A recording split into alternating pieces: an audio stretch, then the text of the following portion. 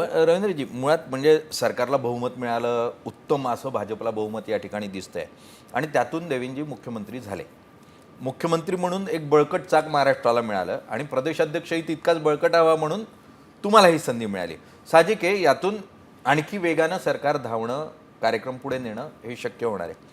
पण एकीकडे तुम्ही ज्या जिल्ह्यातून येतात, तुम्ही ठाणे जिल्ह्याचं प्रतिनिधित्व करता, कल्याण डोंबिवली हा तुमचा बालेकिल्ला, तोच बालेकिल्ला हा तुमच्या मित्रपक्षाचा पण आहे, एकनाथ शिंदेंचा, जे माजी मुख्यमंत्री आहेत. आणि तिथे रवींद्र चव्हाणांना मिळालेलं बळ म्हणजे एकनाथ शिंदेंना दिलेला शह अशा स्वरूपात बघितलं जाते. तुम्ही कसं बघता? खरं तर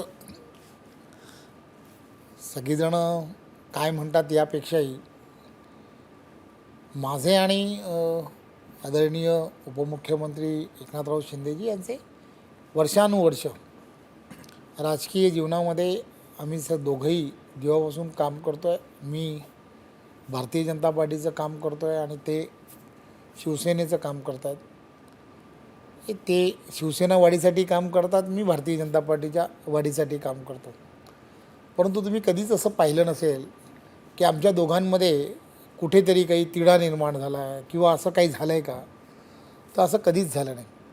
याचं कारण असं आहे की दोघंही काम करत असताना दोघांच्या मनामध्ये एकच विचार असतो की आपल्याला नक्की काय करायचं आहे आणि त्या दिशेने दोघंही एम ठेवून काम करतो, ध्येय बघून काम करतो.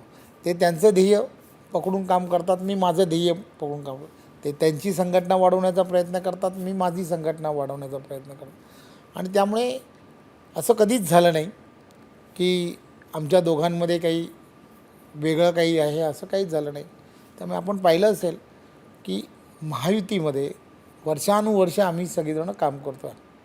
त्यामुळे महायुतीचा निर्णय एकदा कधी पक्षाने घेतला, वरिष्ठांनी घेतला की आम्ही महायुतीच्या दिशेनेच जाताना तुम्हाला आम्हाला सर्व